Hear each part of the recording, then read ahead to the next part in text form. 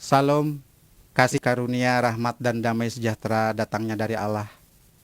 Tapi tertuju kita menghadap Tuhan, mengharap ampunan serta ridhonya. Pada kali ini saya akan memberikan kesaksian. Nama saya Hirman Pasa, berasal dari Kota Kembang, Bandung.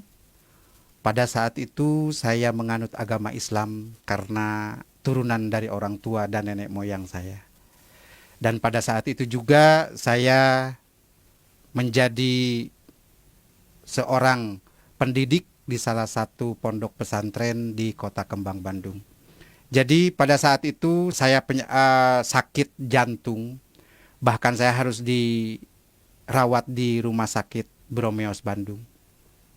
Dokter memutuskan saya harus dioperasi karena pada saat itu jantung saya bocor dan jantung saya itu udah biru sebelah. Nah, pada saat itu masih menganut agama Islam. Nah, di samping saya itu ada satu pasien jantung juga, cuman itu orang Kristen. Yang nunggunya itu ibu-ibu setiap pagi, setiap siang, sore, bahkan setiap malam suka menyanyi dan memberikan doa kepada pasien itu. Seperti mana pujiannya? Seperti ini. Bagaikan bejana siap dibentuk, demikian hidupku di tanganmu. Dengan urapan kuasa rohmu, ku dibaharui selalu. Begitu saya mendengarkan nyanyian itu, alunan suara si ibu itu, jadi saya itu agak tenang. Tapi saya yakin bahwa kata-kata si ibu itu akan menyembuhkan penyakit saya. Saya belum percaya waktu itu karena saya agama Islam, bukan agama Kristen. Tapi saya baru yakin. Nah, langsung di situ udah 2 hari kemudian pasien sebelah saya itu meninggal. Oh, berarti saya juga akan meninggal. Karena orang jantung itu jarang hidup kembali kalau udah masuk ICU. Tapi saya waktu di dalam ICU itu sadar tetap gitu, mendengarkan pujian si ibu. Nah, udah langsung gitu saya bilang, "Bu, tolong doakan saya, Bu." Si ibu jawab, "Pak, saya orang Kristen, kan Bapak orang Islam." Saya bilang, "Gak apa-apa, yang penting saya sembuh, Bu." Didoakan. Langsung si ibu itu naruh tangan di dalam dada saya sambil berdoa, "Di dalam nama Tuhan Yesus Kristus kamu akan sembuh." Di situ penyakit saya itu bukan hilang, tapi rasanya agak sedikit mengurang. Langsung di situ saya diputuskan sama dokter itu harus dioperasi. Pada saat itu 2 hari kemudian langsung pasien sebelah saya itu meninggal. Wah, saya juga bakal meninggal gitu pikiran saya, karena di sebelah saya itu dia meninggal. Nah, udah 2 hari kemudian saya pas jatuh mau dioperasi, si ibu itu datang kembali. Kata si ibu itu kepada saya, "Pak, jangan takut, harus tenang, Tuhan pasti tolong."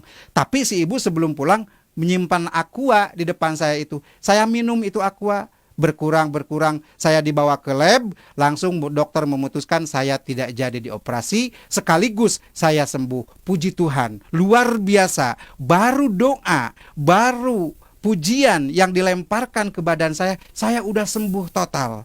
Apalagi saya bilang kalau mengikutinya. Nah, pada saat itu gancang ceritanya saya langsung pulang ke rumah karena tidak jadi dioperasi. Saya udah jual apa-apa buat biaya operasi, akhirnya nggak jadi itu dioperasinya.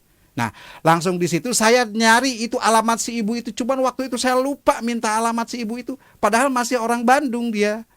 Tapi nggak ketemu sampai saat ini. Nah, di situ saya langsung berpikir gimana caranya, karena saya itu guru atau ustadz di salah satu pondok pesantren, nggak mungkin lah saya bisa didemo. Nah, udah begitu langsung saya bisa ada hubungan kemana-mana, langsung ada ngasih nomor kontak satu pendeta yang berasal dari Jakarta. Langsung saya menuju. Pada saat itu saya udah mengerti gitu ajaran-ajaran Kristen, tapi saya belum total. Nah, udah langsung saya tinggal di rumahnya pendeta di Jakarta sampai saat ini udah 10 bulan. Luar biasa, Tuhan Yesus menolong saya. Ada satu kenikmatan yang mengikuti ajaran Tuhan Yesus Kristus, ada satu keistimewaan yang kita rasakan pada saat kita dibaptis. Saudara pernah dibaptis? Apa yang rasakan saudara pada dibaptis itu? Pengalaman saya waktu saya dibaptis. Saya dibaptis oleh 2 pendeta.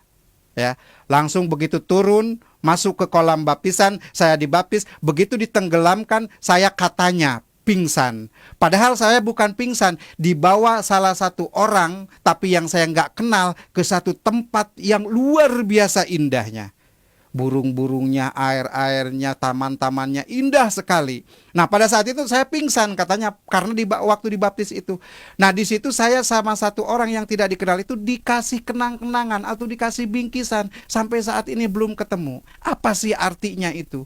Nah, udah begitu langsung saya, namanya pendeta yang satu udah agak tua, yang satu juga walaupun muda dia gemuk, saya badan gede, langsung ditarik dari kolam baptisan ke atas karena saya pingsan, ya kayak ngangkat karung gitu, duk gitu kan. Jadi badan saya itu biru semua. Nah, puji Tuhan, begitu saya sadar, begitu saya siuman dari pingsan, saya mencari barang yang dikasih orang yang tidak dikenal itu, tidak ketemu. Saya tanya kepada semua orang di situ, pada bengong semua. Jadi apa sih yang berbentuk buku bukan, berbentuk Alkitab juga waktu saat itu saya belum mengenal benar.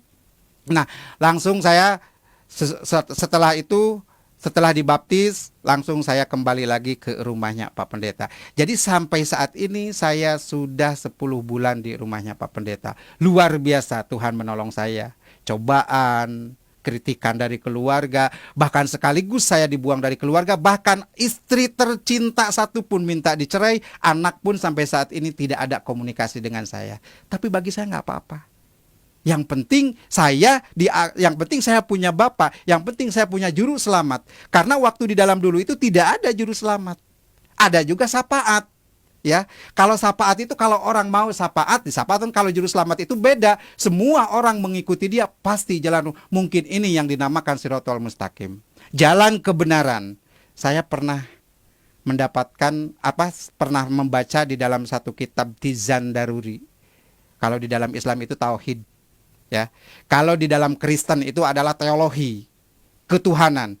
Di situ di dalam Tijan dikatakan la ilaha illallah iku maujud, la ilaha illallah iku ma'bud. Kalau orang di masjid kan suka baca itu. La ilaha illallah, tiada Tuhan selain Allah, iku maujud, yang berbentuk. La ilaha illallah iku ma'bud, tiada Tuhan selain Allah kecuali untuk diibadahan. Jadi kita ibadah itu kepada Tuhan yang berbentuk, wujudnya. Harusnya. Jadi namanya wujud berbentuk itu bisa dilihat, bisa diraba, itu berbentuk, itu wujud. Sedangkan dulu saya itu ibadah kepada Allah. Mana Allahnya itu nggak ada. Karena di dalam Al-Quran dikatakan Allah itu tidak punya tempat. Bukan di aras, bukan di surga, bukan di neraka. Tuhan itu laisa kamitslihi syai'un di dalam Al-Quran. Tidak ada satu tempat pun untuk Allah. Sedangkan Tuhan itu di dalam kata lapad tauhid itu berbentuk mauzud. Nah, di situ jelas. Jadi sedikit-sedikit sampai saat ini saya menggali bahwa inilah jalan kebenaran. Luar biasa Ibu Bapak Saudara. Isa Al-Masih, juru selamat kita, itu adalah untuk menyelamatkan kita. Saya sudah 11 bulan berjalan mengikuti Tuhan Yesus Kristus atau Isa Al-Masih. Saya minta dukungan dan doanya. Semoga saya diberikan kekuatan dan kesabaran. Dan saya minta doanya juga dari semua pihak untuk Pak Pendeta yang mengurus saya dan keluarganya. Semoga beliau ini diberkati. Jadi saya menghimbau, pesan dari saya, yang sudah mengikuti Isa Al-Masih dari kecil, jangan sampai jadi mualaf. Rugi banget. Kita tadinya dari naik taksi, naik ke beca. Memang semua juga kendaraan, tapi rugi banget gitu. Jadi tetap kita sampai mati pun, sampai kemanapun, sampai tua pun, diberikan cobaan apapun, kita harus kuat mengikuti Isa Al-Masih. Karena Isa Al-Masih adalah is the best bagi kita, juru selamat bagi kita semua. Saudara yang terkasih, mungkin inilah yang saya perlu sampaikan. Jadi pesan dan kesan bagi saya untuk semua, yuk mari kita pegang kuat-kuat. Jangan sampai kita jadi mu'alaf. Tuhan memberkati.